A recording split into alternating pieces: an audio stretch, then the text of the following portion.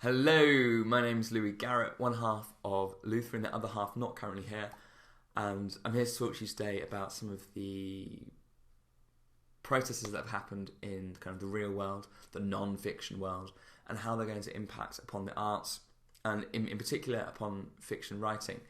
So the inspiration for this actually came from a really fantastic piece that I read recently.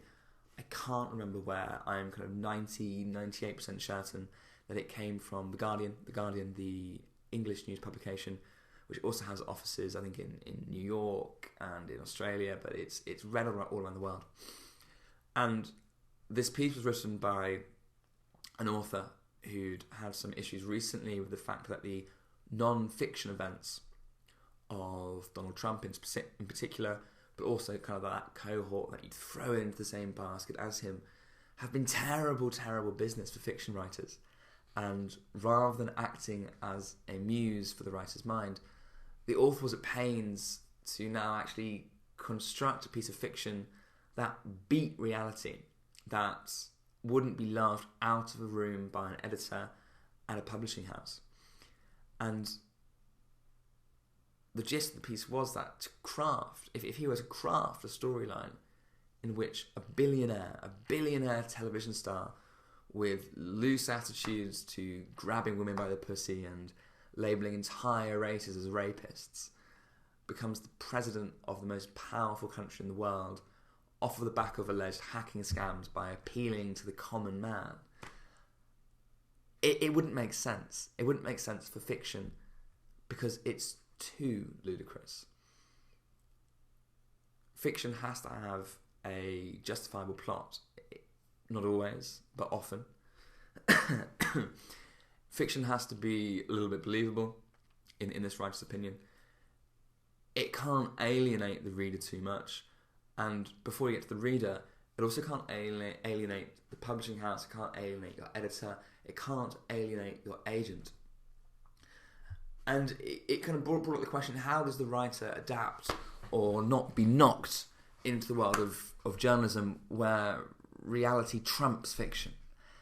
And if you insist on writing modern political fiction or stories that claim insight into what will happen next, then perhaps you need to hope that your audience actually wants to disassociate itself from the news of today, that your audience would prefer to read something calming and appallingly predictable than sign up for another roller coaster ride in which the protagonists ride horses bareback or tackle bears with a gun. And that's an incredibly different viewpoint to writing fiction that I had when I was growing up. I often saw fiction as escapism. I saw it as that ability to let your imagination run wild. I saw fiction as that outlet for fantastical conclusions and for things that couldn't possibly happen. You didn't need to give someone a nice gentle ride all the way to the end. You perhaps wanted to save your kind of rabbit coming out of the hat until right at the end. And actually, my love of the surprise was something that I had to really struggle with when I was learning to become a teacher. Because when I was first starting out, I thought that the students would really, really love going through a lesson and then being surprised at the end. And then you learn that actually they kind of hate that because they don't actually know what on earth is happening. In class, you learn as a teacher to give them a very set and defined objective, and then you lay out the path for the students or children to get to that objective, and everything's very, very measurable. And so you can't have this kind of rabbit coming out at the end. And that really sapped at me. It really upset me until I learned to love that methodical way of going through a lesson, of going through your day. But I'm not a teacher anymore. I am a writer.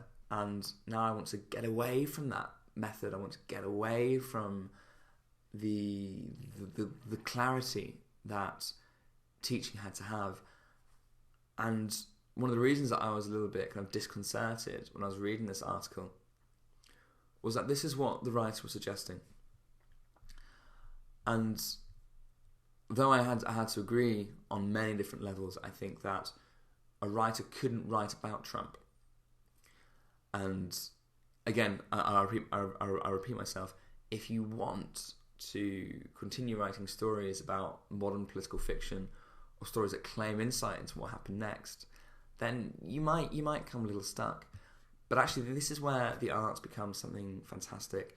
And actually, what we should do with Trump and co is instead enjoy the other areas of culture that they have contributed towards, whether it's kind of murals on walls. If you've seen the mural of Trump naked, leering out, belly falling over his trousers and underwear, it's fantastic. On my cycle home from work, I used to go underneath the bridge, and there was this massive mural and all this graffiti all about Trump. And this was back in late 2015, mid 2016, before it had really started to dawn on the world that he was going to come into power.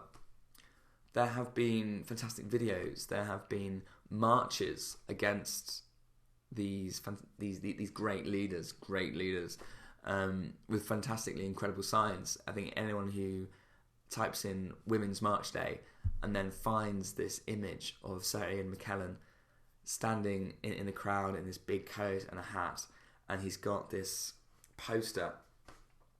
I forget his name, but he's the man from Star Trek with no hair, and it's awful, I can't remember his name, but he's got this very famous kind of pose. And what a fantastic sign for someone like Sir Ian McKellen to be holding up at a march. And it had a wonderful level of irony, it had an awareness of popular culture, and it was being brought out because of the emotions that everyone is feeling about these different leaders, and that's fantastic. Yes, the doom and gloom that so many take glee in predicting may come to pass, but what good does it do to prophesy an untimely end if you're not also going to act? So if you are an activist, and if you are going to rallies, if you are demonstrating, if you're protesting, great. But if you're not, please look around for the gifts in the world that people are creating, and recognise that though it isn't cool to talk openly about politics, that might be about to change as it becomes almost de rigueur to incorporate it into cultural art on a mass scale. So I was on my walk home recently, and as I walk home, I have to go past the Kunstakademie here in Düsseldorf, and they're about to have an exhibition of all of the students' work. And outside the Kunstakademie, they've got this big lamppost, and attached to this lamppost was a figurine, or rather a doll. And what would happen is you could winch this doll to the top of the pole, and as you let it go, it would kind of slide down like this all the way to the bottom. And every time it falls in this juddering motion, the hair on the doll would flop with every bounce, and the head would split itself against the metal time and again, so it goes ding, ding, ding, ding, ding, ding, ding. And all the while, this twisted little doll is smiling. And it made me smile too, because it was a replica of Trump. It was great. It was another piece of random art that had been created to express the emotions that people are feeling towards politics at the moment. And so, yes, Trump may have stolen a niche corner of fiction from the writer, but the expression of what he has come to represent will be fruitful for long after he has left office, whenever that is. I think we've got a couple of bookmakers in England who are currently predicting that he won't see out the year, which is an incredibly dark bet to be putting on, and I'm not sure how I feel about that. But after he leaves office, the art and the culture that has been generated out of the emotions that we have towards what's happening in the world, they will live on, and they will serve to ignite enthusiasm for people further down the line in the future. And no, that won't help the Mexicans tomorrow, for example. But we have to find the good as well as the bad in the world, or at least just find that which is slightly amusing. Another example is the newly animated interest in dystopia fiction. And that animated interest is only going to work wonders for my own literary taste. And it can only be a good thing that more people are committing to reading Orwell and Wells and all the others. My personal favourites are Kurt Vonnegut and a man who I can never pronounce his name, so I won't try, but he's from Russia. And he wrote a wonderful book called We, in which it was a dystopia fiction in which the characters are in love with maths. Everything is mathematical. and then the numbers break, essentially.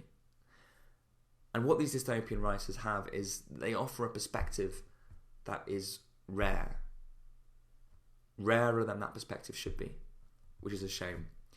Because that ability to sit down and reflect on what's happening in the world and then apply what you've learned to other situations is a skill that shouldn't just be restricted to people that are writing dystopian fiction or guessing what's going to happen in the world. More people should be doing it. More people should be reflecting. More people should be applying what they are learning, whether it's true or whether it is a thought in process. And through that method, through that process, the world will become a lot richer. Much L. Lutheran.